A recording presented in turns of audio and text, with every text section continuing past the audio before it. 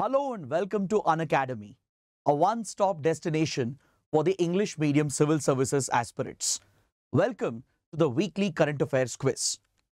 In this new series that we have started, every Thursday at 6 p.m., we present to you the important current affairs of the week that are relevant for prelims through a MCQ-based quiz and a discussion. The discussion is strictly in line with the UPSC syllabus and the format of questions that UPSC has been asking in the previous years. We source these articles from important newspapers such as the Indian Express, the Hindu, Mint, and as well as from Press Information Bureau and Down to Earth magazine. So let's begin with the discussion, but before that, please take a look. The evening batch is starting from 28th Feb as part of our online classes that we are offering in the English medium. The evening batch classes are starting from Feb 28th, and those interested to enroll for the program can call the number provided over here. So let's take a look at the topics that we are going to discuss today. I have chosen 9 important articles covering different subjects. There are topics from economy, polity, science and technology, international relations, environment ecology as well. So let's take a look at all these topics by using MCQ questions for our reference. I'm not going to read the long questions because I don't want to waste your time. I would just step out for a second. You can pause the screen, read the question, and then we can get started with the discussion. Please take a look at the first question that deals with the Investment Facilitation for Development, or the IFD proposal. So first, let's understand the context in which I have chosen this topic. Let's understand everything about IFD proposal, and then we'll come back to the question, we'll revisit the question, and then find out the correct answer. I have chosen this topic from the Indian Express. Last week, the Indian Express carried a very important article that is relevant for Indian economy and as well as for international relations. The IFD, Investment Facilitation for Development, is a proposal brought up by China at the WTO, at the World Trade Organization. As you know, the WTO is a multilateral body which brings together around 164 countries to create a fair trading mechanism. It provides for a level playing field with regard to global trade. So at this platform, China has proposed a new agreement for facilitating investments. Since China provides a lot of loans and investments to other smaller countries, it wants to overcome some of the hurdles that it faces with regard to investments, and it has proposed the idea of a separate agreement under the WTO called the IFD, Investment Facilitation for Development. This proposal by China has received support from almost 130 countries out of the total WTO members, especially those countries with a sovereign fund like Qatar, UAE, which also provide loans and investments to other countries. They're all backing China's proposal, and at least around 130 countries are backing this new proposal at the WTO. But however, India has an issue with this proposal. India has strongly opposed the IFD proposal, which is led by China. India's argument is that WTO is essentially a multilateral organization, meaning all the member countries are supposed to take decisions based on consensus. WTO being a multilateral body, right, it provides a level playing field for all the member countries, and any new proposal, any new agreement which is worked out with regard to global trade and investments, it should be done on the basis of consensus according to India. Right now, what China is suggesting is that let us have a separate agreement. Whichever country is okay with it, they will sign the agreement. It will be binding on them. And those who are opposing it, like for example, India, the provisions of this agreement will not be binding on those countries. Now, this might seem like a fair proposal because those who don't want to be a part of it, they are not obligated to sign or even follow the provisions of this agreement. See, China's argument is that under WTO, we have Annexure 4, which actually allows for such standalone agreements. Under Annexure 4 of WTO, some members of WTO can separately form plurilateral arrangements. Even if all the WTO members are not agreeing, at least some of them can come together. Let's say 100 countries or 50 countries can come separately and sign these agreements, which are standalone agreements under the WTO itself. So under WTO, this provision is allowed. But India's argument is that if countries keep signing such agreements under Annexure 4, then what is the point of having a multilateral arrangement? Then what is the point of providing for consensus-based decision-making at the WTO? So India's argument is such proposals by a group of countries which is pushing for these plurilateral arrangements, it undermines the principle of multilateralism. WTO was designed based on the spirit of multilateralism. It was established to ensure that there is consensus-based decision-making amongst all the members. So on these grounds, India is opposing the IFD, which China is pushing for. That is why the topic has been in news. So now let's come back to the question. Let's read the statements and we have to identify which of the given statements are correct. The Investment Facilitation for Development is a proposed agreement being considered at the IMF by a few member countries.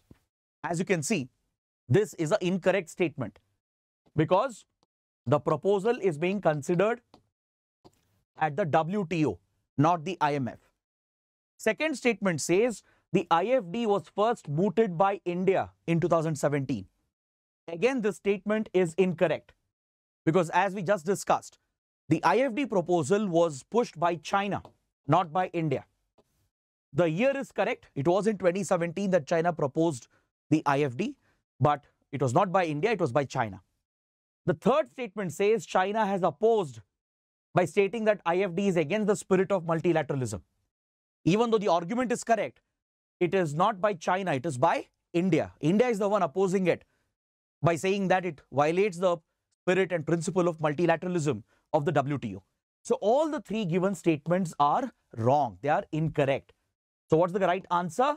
Correct answer is option D, none of the above. Now let's take a look at the second question.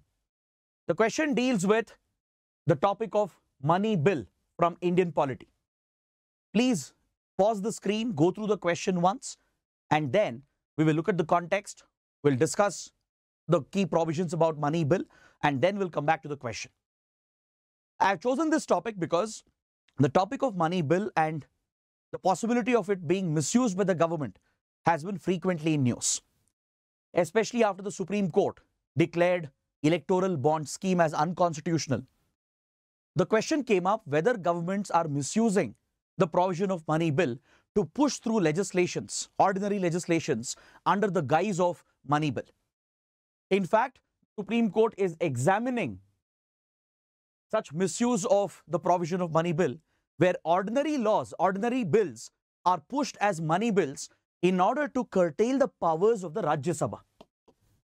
In order to keep Rajya Sabha out of any discussion, debate over a certain bill, the ruling parties have often used the money bill route and they have tried to pass these legislations which are controversial. If you look at electoral bonds, it was brought into effect through the Finance Act of 2016 and 17. Several regular bills, ordinary bills were amended, ordinary laws were amended through the Finance Act. For example, the Representation of People Act, the Income Tax Act, the Companies Act. These ordinary laws, which are ordinary legislations, where both Lok Sabha and Rajya Sabha have equal powers with regard to passage of these bills, those ordinary laws were amended through a money bill, where Rajya Sabha has limited powers, where Lok Sabha has a few exclusive powers for itself. So this gives rise to allegations that the centre quite often misuses the money bill route and it tries to push ordinary legislations as well under the guise of a money bill in order to avoid discussion on the floor of the House, in order to undercut the opposition and the role of the Rajya Sabha and to push the bills through Lok Sabha where the ruling party will obviously have complete majority.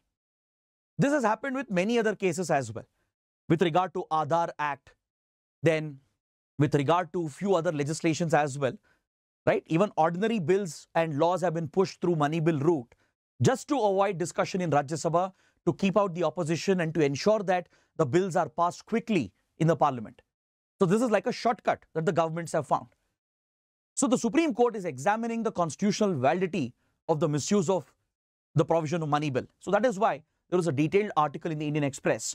So let's take a look at the provisions of money bill, and I urge you to please note down these key points as it is very, very important for your prelims.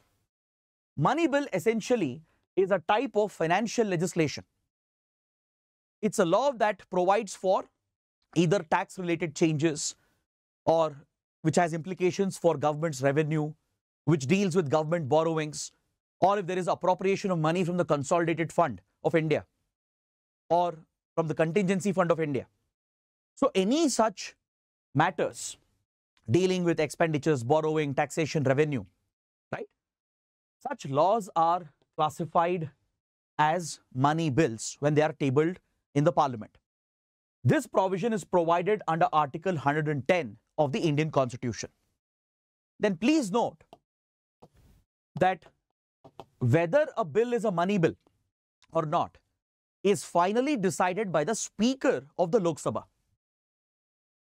First, the government will push a bill as a money bill if it falls under any one of these categories, if it is dealing with taxation, revenue, borrowing, or appropriation from Consolidated Fund of India. Right? Once the bill is tabled, the Speaker of the Lok Sabha will be the final authority to decide whether the bill is a money bill or not. These money bills, they can be introduced only in the lower house, only in the Lok Sabha, and there is a precondition. The condition is that it should be recommended by the President of India. So the Council of Ministers, headed by the Prime Minister, should advise the President to recommend this particular bill as a money bill to the Lok Sabha. So only on the recommendation of the President, money bills can be tabled in the Lok Sabha. So what does it mean? It cannot be tabled in Rajya Sabha. That's a very important point. Rajya Sabha has limited powers when it comes to passage of money bills. Understood? So a money bill should be recommended by the President, that is a precondition, and it is introduced only in the Lok Sabha.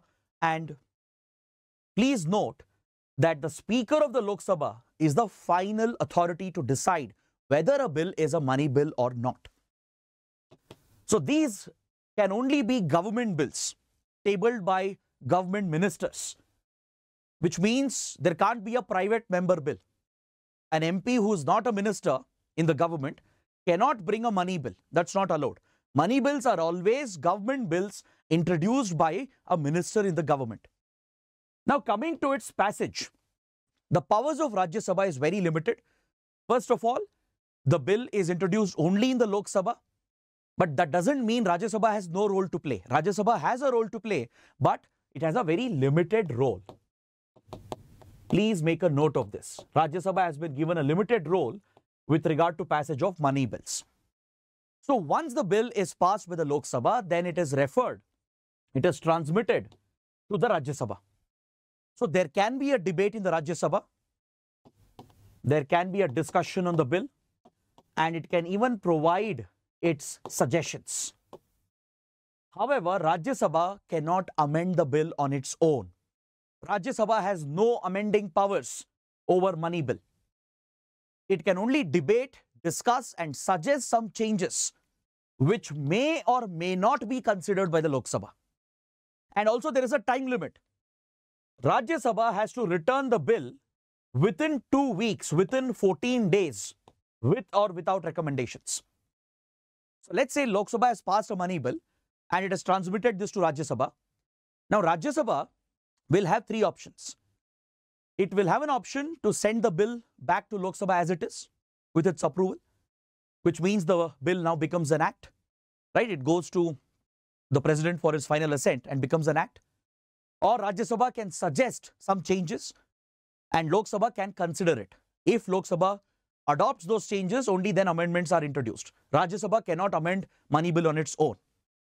And if Rajya Sabha does not return the bill within 14 days, it is automatically deemed to have been passed by Rajya Sabha as well. So that is how the powers of Rajya Sabha is curtailed with regard to passage of money bill. So Lok Sabha can either accept or reject the recommendations. And if it is not returned within 2 weeks, it is deemed to have been passed by Rajya Sabha. So once it is passed by the parliament, it will come to the president for the final assent. So president can either accept the bill and grant his assent, his or her assent, or can withhold assent as well, can reject the assent essentially. But however, the president cannot return the bill for the consideration of the parliament, because the logic is that the bill has been introduced based on the recommendation of the president. So it can't be returned back. President can either accept or reject, but can't return it back to the parliament for reconsideration. And of course, there is no provision of joint sitting, as the powers of Rajya Sabha is curtailed with regard to passage of money bill. So these are some essential points that you should be aware of with regard to money bill. So as I told you, the concern here is that ruling parties often misuse this route to quickly pass ordinary bills as well under the guise of a money bill, as it curtails the role of the opposition and the Rajya Sabha, right? Ruling party which has majority in the Lok Sabha will easily get the bill passed, and thus it will bring ordinary bills as money bill. It has happened with Aadhaar Act. It has happened with many other legislations as well, including the Finance Act that I was mentioning. So that is why Supreme Court is considering the constitutionality of the misuse of money bill. So in that context, take a look at these statements. Article 110 of the Indian Constitution deals with provision of money bill. Definitely the statement is correct. Money bills can only be introduced in the Lok Sabha and only with the recommendation of the president. Again, a correct statement. Third statement says Rajya Sabha has no role at all in passing a money bill. So this is a trick statement. The statement is wrong. It's incorrect. It's making a blanket statement that Rajya Sabha has no role at all in passage of the bill. That is not true. Rajya Sabha has limited powers. Right? Rajya Sabha is involved in the passing of a money bill. Right? As we discussed. Once passed by Lok Sabha, it is transmitted to Rajya Sabha for a discussion. It can suggest changes as well. The only thing is Rajya Sabha can't amend the bill. That's the only difference. Plus, there is a time limit of two weeks or 14 days. So you can't say that Rajya Sabha has no role at all in the passage of a money bill. So that is where third statement becomes incorrect. So how many of the statements are incorrect? Only one. Option A is the correct answer. Now let's take a look at question number 3. It again is from polity and deals with Article 142 of the Constitution, which was in news. So let's look at the question. It's a smaller question. Article 142 of the Indian Constitution empowers which constitutional authority to pass any decree or order necessary for doing complete justice in any case or matter pending before it? Is it the Election Commission, or the President of India, the Supreme Court of India, or the Comptroller and Auditor General of India? So let's understand the context and Article 142, then the answer becomes very clear. I've picked this topic because we had a detailed article in the Indian Express referring to Article 142. Recently, the Supreme Court exercised its extraordinary power vested under Article 142 to overturn the mayoral election that was held for the Chandigarh Municipal Corporation. This topic had hit national headlines. It was alleged that the returning officer with regard to the mayoral elections in Chandigarh Municipal Corporation had resorted to electoral malpractices, and the Supreme Court took objection to this. The Supreme Court said that this is derailment of democracy and elections, and by drawing upon its extraordinary powers under Article 142, the Supreme Court overturned the election results. So that is why Article 142 was in news.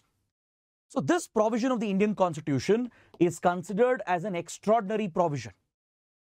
It provides a tremendous power to the Supreme Court of India. It allows the Supreme Court to pass any order, any decree, in order to do complete justice in a particular case. In order to do complete justice in a particular case where the laws are not sufficient.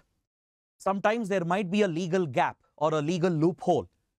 And as a result, the victims in a particular case or the petitioners in a particular case, they may not be getting complete justice. So that is where Supreme Court can fill those legal gaps by relying upon this extraordinary power vested with it under Article 142. In the interest of doing complete justice in the absence of required laws, the Supreme Court can rely upon this power and pass any order, any decree in a pending case to ensure that complete justice is done to the parties involved in the case. These orders will have an effect across the country. It will apply across the country, and this is seen as an extraordinary power vested with the Supreme Court. However, this power of the Supreme Court is controversial as well, because Article 142 does not define what does complete justice mean. It does not specify what exactly is complete justice or when the power can be exercised by the Supreme Court. So there are allegations that Supreme Court often misuses this power, and it results in cases of judicial overreach or judicial activism, where the judiciary crosses its jurisdiction and steps into the domain of the executive and the legislature. However, the Supreme Court has set boundaries for itself with regard to exercise of powers under Article 142. Through various landmark rulings and judgments, Supreme Court has set a boundary for itself within which Article 142 is exercised. For example, in the Bhopal gas tragedy case, it was this extraordinary power that was invoked by the Supreme Court to order compensation to be paid for the victims by Union Carbide. So when this historic order was passed, Supreme Court relied upon its powers under Article 142 because there wasn't any adequate law to allow the court to order the compensation for the victims. In various other cases, the Supreme Court has opined that these extraordinary powers should be used only as a supplementary power, meaning only when there is a legal gap in a certain case. The Supreme Court can't use this power to create a new legal structure by itself, because making laws is the task of the legislature. Framing rules and policies is the task of the executive. So just because there are no laws doesn't mean Supreme Court can come out with its own legal framework. It can't do that. This power is only a supplementary power. Let's say there is an existing law, there are existing policies, but there are certain flaws, certain gaps, as a result of which complete justice is not being done to the petitioners in the case. Only in such cases, the extraordinary power can be used. And this is a boundary that Supreme Court has set for itself. So coming back to the question, the right answer is option C. The constitutional authority which has been vested with this extraordinary power under Article 142 is the Supreme Court of India. Next, question number 4. I am making it a practice to include these map-based, geography-based questions depending on regions, locations that are in news. So this is one such question.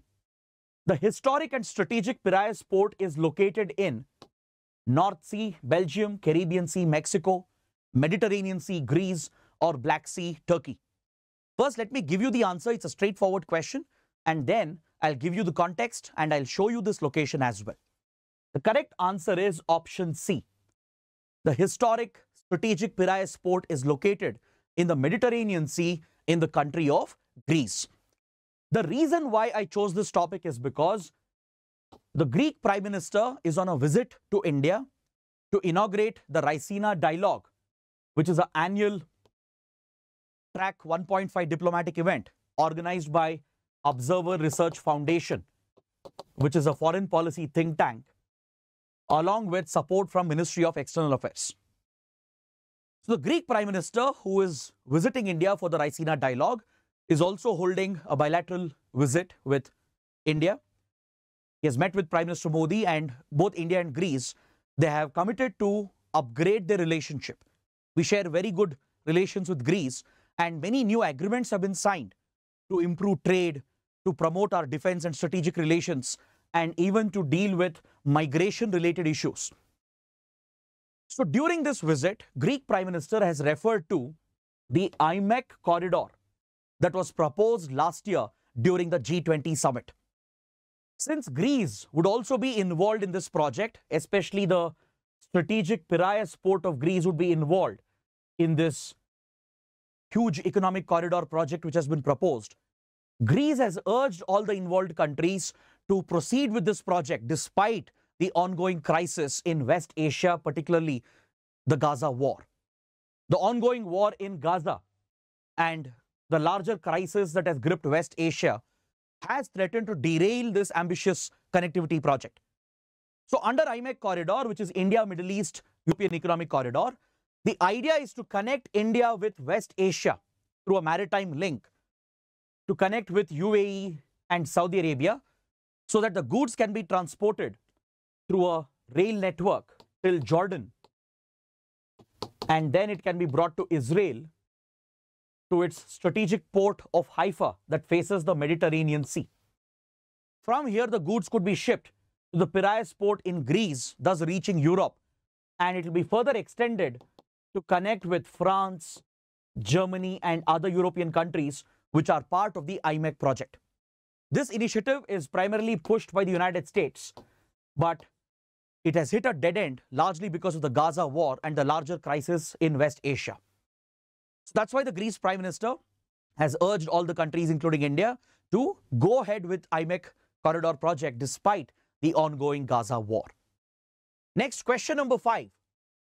It's related to environment and ecology and even geography. Badwater Basin, recently seen in news, is located in the Aral Sea in Kazakhstan, or Death Valley in United States, Atacama Desert in Chile, or Sahara Desert in Egypt. So let's look at the context. Let's understand why Badwater Basin was in news. I have chosen this topic from the Down to Earth magazine. Down to Earth deals with environmental issues, topics like climate change, global warming, etc. And there is a very interesting article about this place called Badwater Basin, which is located in the Death Valley of the United States. I hope you have studied in your geography, in world geography, that Death Valley is considered as the hottest place on Earth. It's also the driest place in North America. So here in Death Valley, climate change and global warming is having a unique impact. In fact, please look at this image. This is a satellite picture of the Death Valley region taken by NASA's satellites. And you can see Badwater Basin. This dry, arid region that you're seeing here, this essentially is Badwater Basin. Until recently, there was very limited presence of water over here in Badwater Basin. Given that it's one of the hottest and driest places on Earth, right? There was very limited water presence. There was just a ephemeral or temporary lake which would get created once in a while depending on rains and cyclones, right? And later it would dry up. It's a endorheic lake as well, which is not connected to any open sea or ocean. So it would dry up, and this region was largely a dry salt bed, a salt flat. But in the last 1 year, there has been some interesting development. Due to repeated hurricanes in the region, which is nothing but a tropical cyclonic system, right? There has been heavy rains and floods in the nearby areas, which has brought considerable water to Badwater Basin. And we are noticing the formation of a lake known as the Manly Lake.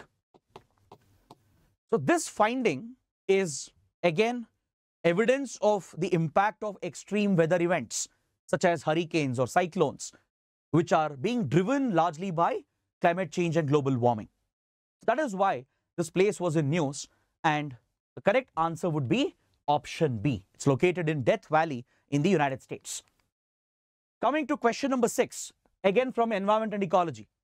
The question deals with the CMS Convention, or the Convention on Migratory Species. Please take a look at the question. It's a very important topic.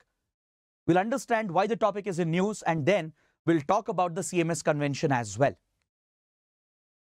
We had an article, again, in the Down to Earth magazine, referring to the recent Conference of Parties that was held with regard to the CMS Convention, or the Convention on Migratory Species.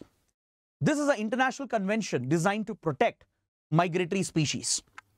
So recently, COP14 Summit, the 14th Conference of Parties to the CMS Convention, was held in Central Asia at Samarkand in Uzbekistan. Following this summit, many new initiatives have been announced to the CMS Convention. So you should know the background to the CMS Convention and some of the new initiatives that have been announced. They are all very important for your prelims. The CMS Convention is also known as the Bonn Convention. Bonn is a city in Germany. That is where the convention was signed in 1979, and it later came into force in the year 1983. It was signed under the United Nations Environment Programme, or UNEP, with the goal of promoting international cooperation to protect and conserve migratory species. There are several animals, birds, aquatic life which migrate from one country to another or one region to another. So it's very important to conserve and protect such migratory species by protecting their habitat, their range, and the migratory corridors as well. So with that intention, the CMS Convention was established, the Convention on Conservation of Migratory Species, and it's also called the Bonn Convention. So under the convention, there are two appendices which are maintained, Appendix 1 and Appendix 2. The most threatened migratory species are listed under Appendix 1. The ones which are on the verge of extinction. Such migratory species are listed under Appendix 1 and they get the highest degree of protection. Whereas those other species which do face a threat but it requires international cooperation to protect them, they are listed under Appendix 2. Those species facing a lower degree of threat but it requires international collaboration to protect them, they are placed under Appendix 2. So this is a very important provision that exists, and the best part about the convention is that it's the only global convention under the UN framework offering protection for all types of migratory species, be it terrestrial animals or aquatic life or even migratory birds, right? So all such species are protected under this important convention. So during the latest summit, COP14, which was held at Samarkand in Uzbekistan, many new initiatives have been announced. So please make a note of this. Several new migratory species have been added into Appendix 1 and 2. For example, Eurasian lynx, the sand tiger shark, the phallus cat, Magellanic plover, etc. Now, I want you guys to take this as an exercise. Read about these species, identify where they are found, and what is their IUCN conservation status, and mention that in the comment section below. Plus, additional safeguards have been provided to the existing species which are already listed on the appendices, such as the blue shark, the chimpanzees, straw-colored fruit bat. These are already offered protection under the respective appendices, but additional safeguards have been added. So under the convention, the countries can come together to sign separate treaties as well to protect a particular species which are migratory in nature. For example, there are separate agreements under this convention for protecting certain types of dolphins, turtles, certain types of sharks, etc. The concerned countries can join this agreement. It brings out a very important report, the State of Migratory Species Report, which is an annual report on the state of migratory species in the world. Then during the recent summit, the Central Asian flyway has been recognized and it has been accorded protection as an important migratory corridor for birds. Please make a note of this point, the Central Asian flyway. It's a migratory route for birds that stretches from the Siberia region of Russia all the way to Central Asia and South Asia and Indian Ocean. So there are Siberian birds that travel thousands of kilometers to wetlands in India or in Sri Lanka or even as far as Maldives. So this migratory route for birds from Siberia towards South Asia and Indian Ocean, this is classified as the Central Asian flyway. It has been recognized under the CMS Convention, and additional protection is being provided to protect the migratory birds that pass through this migratory corridor. Then a new science-based strategic plan for migratory species has been announced, which is extended from 2024 to 2032.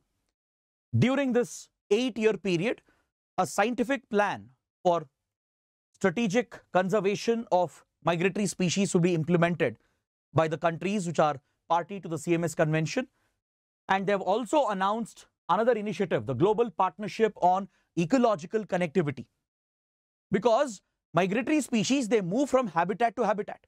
They depend heavily on migratory corridors and the protection of their range habitats. But problem is that infrastructure projects, they could fragment and break up the habitats.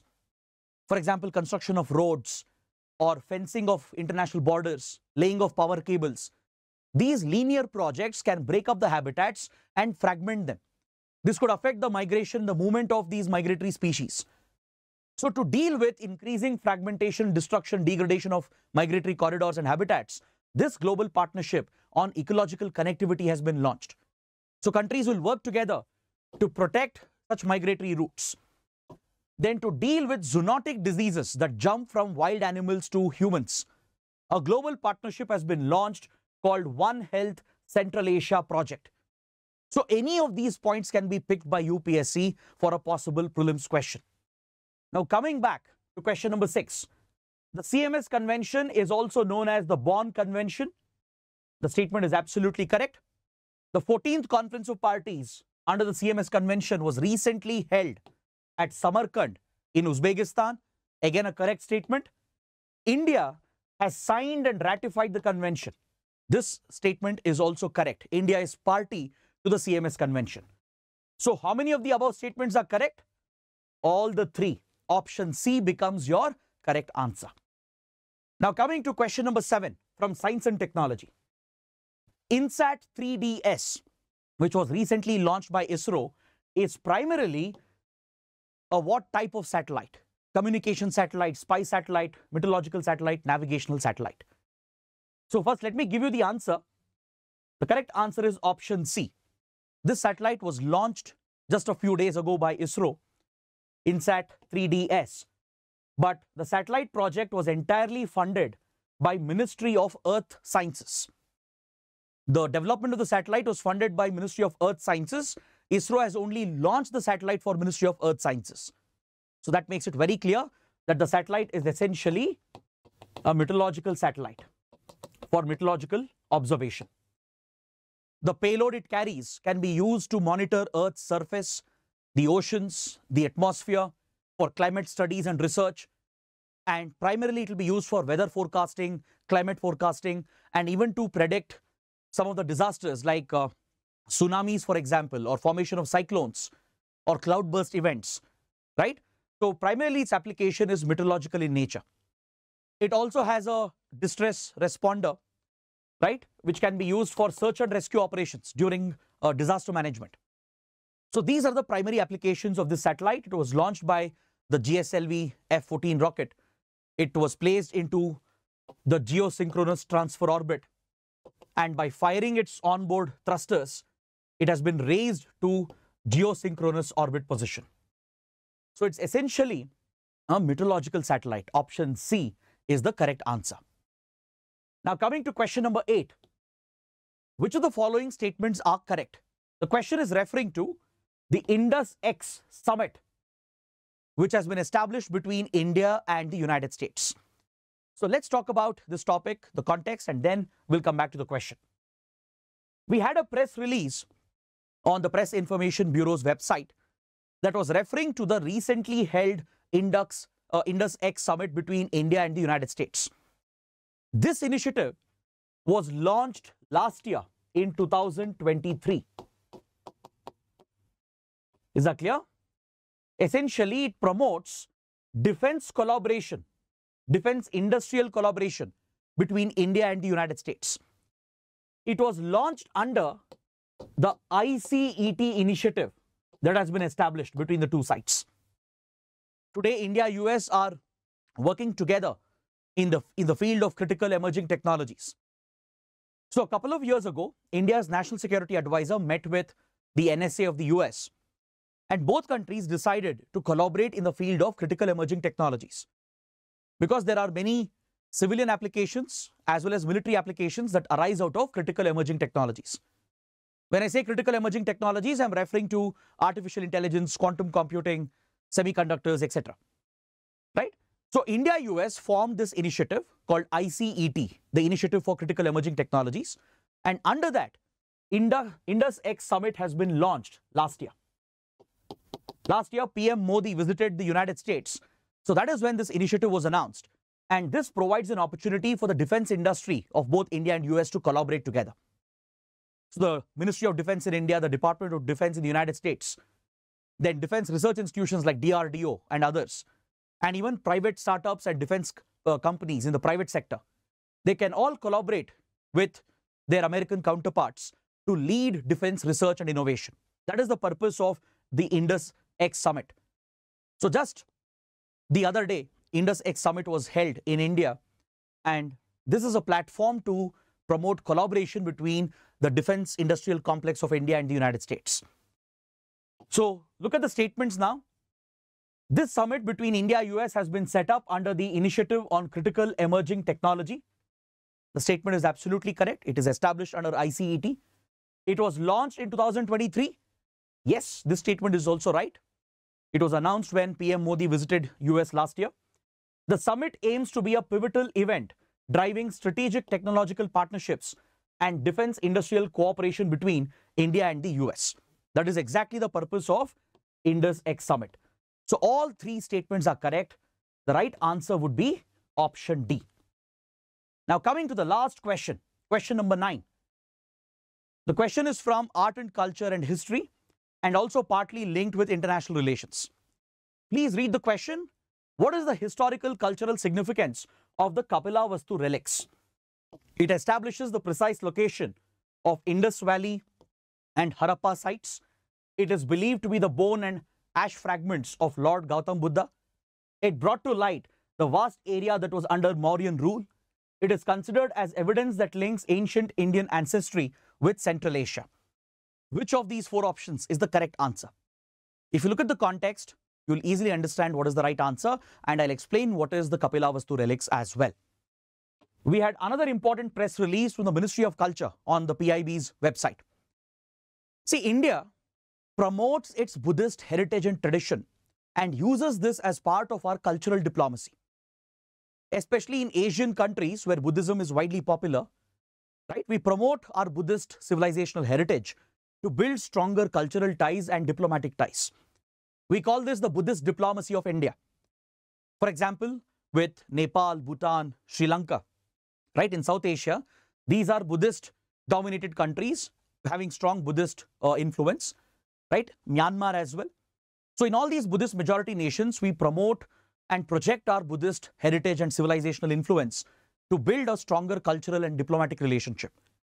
Even in our Look East, Act East policy, which focuses on Southeast Asian, East Asian countries, from Japan to South Korea to Vietnam, Thailand, Indonesia, even China for that matter. Across these Asian countries in Southeast and East Asia, Buddhism is still a very popular religion, right? And India is the birthplace of Buddhism. So we tap into our Buddhist heritage and we promote our cultural influence and we engage in Buddhist diplomacy to build the soft power relationship between India and these countries. So one aspect of this relationship, of this Buddhist diplomacy, is to exhibit Buddhist relics. Relics are nothing but either body fragments, could be bone, ash fragments or hair, or even objects used by well-known individuals in the past, right? These relics are considered to be holy and sacred, right? They have a lot of religious cultural significance. So it is believed that Lord Buddha, Lord Gautam Buddha, who belonged to the Sakya clan, right? After he attained Mahaparinirvana, after he attained salvation, the bone and ash fragments, which were the relics of Lord Buddha himself, was believed to have been divided between different families and clans to be distributed around the world in order to promote Buddhist principles and values. The Sakya clan, to which Lord Buddha belonged, also got a share of Buddha's bone and ash fragments, and these relics were used to build stupas on them, to build monuments on them. In fact, UPSC has asked a prelims question based on this, based on relics and stupas. So in 1898, a British archaeologist made a stunning discovery in Uttar Pradesh, in today's Uttar Pradesh, close to the Nepal border, at a place called Piparva, very close to India-Nepal border in the Lumbini region. A stunning discovery was made by a colonial man, right? And they found a casket in a palm field, and the casket contained inscriptions belonging to the Sakya clan. And the casket said that these are the relics of Lord Buddha. this has to be one of the most important discoveries related to religion ever made. Because imagine finding the bone ash fragments of Lord Buddha himself. Right? So it's widely believed that these are indeed the relics of Lord Buddha, and there is a lot of cultural religious significance attached to it. These relics, in total, there are 22 relics. They're all stored at the National Museum in Delhi. All right. So they were found here at Piparwa, modern day Piparwa, in the India-Nepal border region, along the UP-Nepal border region. This is believed to be the historical site of the ancient city of Kapilavastu. Understood? So that's why the relics found here, they are called as the Kapilavastu Relics. And this we have sent to Sri Lanka many years ago to promote Buddhist diplomacy with Sri Lanka. We had transported the relics, the casket and the bone fragments, and displayed them at the Indian High Commission to promote our cultural ties. So the Buddhist pilgrims, they can just visit and pay their respect instead of coming to India. Last year as well, we transported Buddhist relics, the Kapilavastu relics, to another country. Now you find out which country was this and mention that in the comments below. Recently, there was another country where we had transported the Kapilavastu relics. And now we are transporting this to a Southeast Asian country, that is Thailand. Thailand as well is home to a large Buddhist population. Buddhism is very sacred over here. So these relics are transported like a state guest. An Indian Air Force aircraft, usually the C-17 Globemaster, will carry the relics as if a state guest is being carried, as if a prime minister or a president is being carried with official respect. The relics will be received in Thailand and it will be displayed in Thailand, right? And this promotes our cultural diplomatic ties between India and Thailand. So that is why the topic is in news. And this time the unique thing is that along with the relics of Buddha, the relics of his popular disciples as well is being transported to Thailand. His disciples are Arahata Sariputra and Arahata Maudgalyana. Please make a note of their names. You never know, UPSC might pick art and culture history based question and ask this in the prelims. So coming back to the question, the right answer is option B. The Kapilavastu relics are believed to be the bone and ash fragments of Lord Gautam Buddha himself.